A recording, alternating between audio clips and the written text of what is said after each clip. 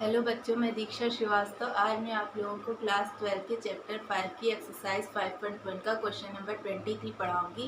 Question number 23 है find all point of discontinuity of f where f x is equal to sine x upon x if x is less than 0 and x plus 1 if x is greater than equal to 0। तो ठीक है, इस पे हमें 0 पे point of discontinuity find करनी है। तो इसमें 3 केस बनेंगे। पहला एक्स लेस देन 0, दूसरा एक्स ग्रेटर देन 0 और तीसरा एक्स इज इक्वल टू 0। ठीक है, तो पहला केस बनाते हैं हम लोग। पहला केस होगा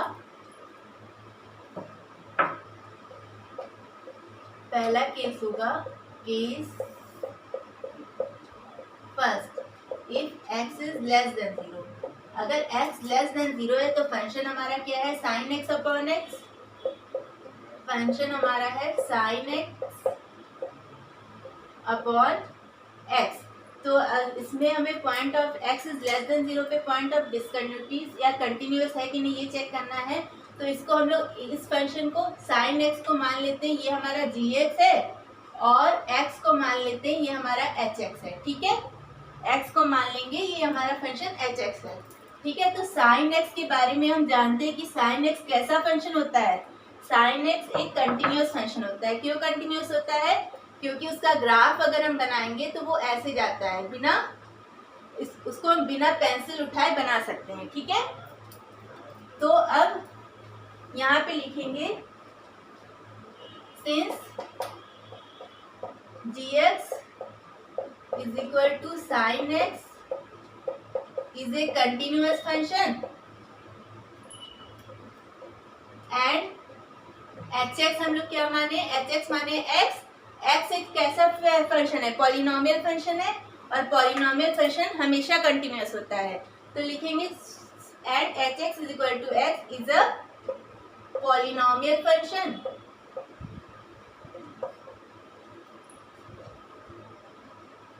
polynomial function and every polynomial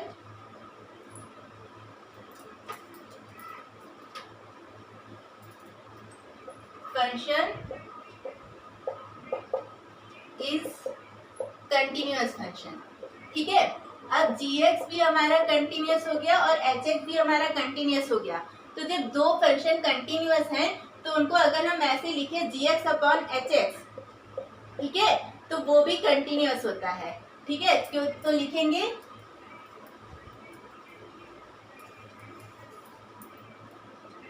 hence gx upon hx is equal to sine x upon x. हमारा यही था ना function, is a continuous function. अब दूसरा केस बनाते हैं। दूसरा केस क्या था, x इज ग्रेटर देन 0। तो x इज ग्रेटर देन 0 पे हमारा फंक्शन क्या था, x प्लस 1 था ना। फंक्शन क्या था, x इज ग्रेटर देन 0 पे, x इज ग्रेटर देन 0 पे फंक्शन हमारा क्या था, x प्लस 1 था।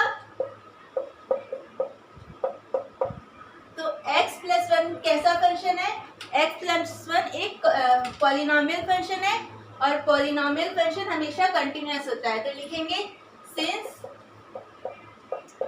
F x is equal to x plus 1 is ए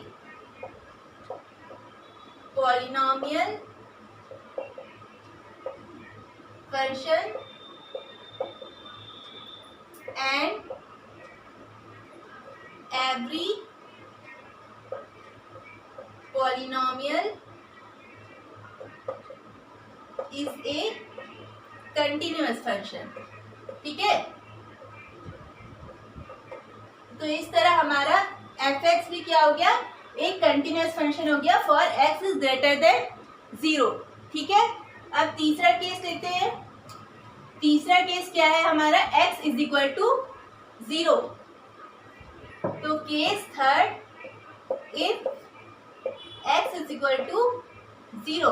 तो x इज इक्वल टू 0 पे कैसे कंटिन्यूटी चेक करते थे, left hand limit, right hand limit और उस पॉइंट पर फंक्शन की वैल्यू निकाल के, ठीक है।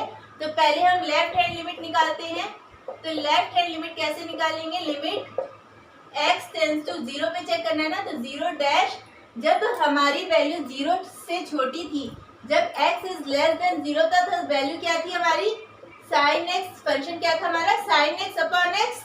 तो यहाँ पे क्या आएगा sin x अपॉन x। अब इसकी लिमिट कैसे निकालते थे, यहाँ पे 0/0 की फॉर्म बनेगी ना, अगर यहाँ पे 0 पुट करेंगे तो यहाँ पे 0/0 की फॉर्म बनेगी। 0/0 कैसी फॉर्म होती है, इनडिटर्मिनेट फॉर्म होती है।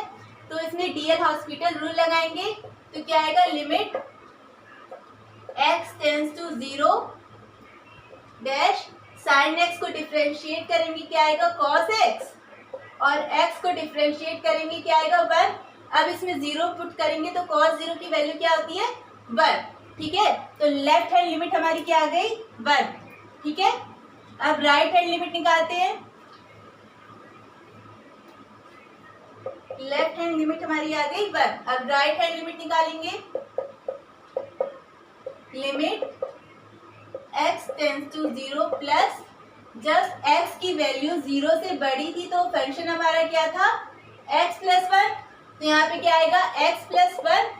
अब x की जगह 0 पुट कर देंगे तो 0 प्लस 1 क्या आ गया 1, यानी राइट हैंड लिमिट भी हमारी 1 आ गई, ठीक है। अब राइट हैंड लिमिट 1 आ गई। अब उस पॉइंट पे फंक्शन की वैल्यू चेक करते हैं। तो जब x इज इक्वल टू 0 था तो फंक्शन हमारा क्या था, x greater than equal to 0 पे फंक्शन हमारा x प्लस 1 था ना, तो x इज इक्वल टू 0 पे भी फंक्शन हमारा x प्लस 1 ही रहेगा। तो यहाँ पे x प्लस 1 की में x की यहाँ 0 पुट करेंगे तो क्या आएगा 0 प्लस 1, यानी f0 की भी वैल्यू क्या आ गई 1, ठीक है। f0 की भी वैल्यू क्या आ गई 1। This implies left hand limit is equal to right hand limit is equal to f0। This implies this function is a continuous function and every continuous function and हमें क्या बताना था, पॉइंट ऑफ डिसकंटिन्यूटी बताना था ना।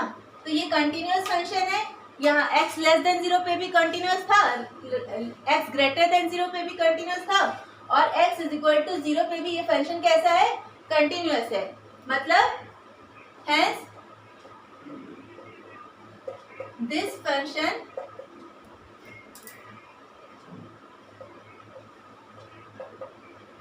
Has no point of discontinuity, ठीक है।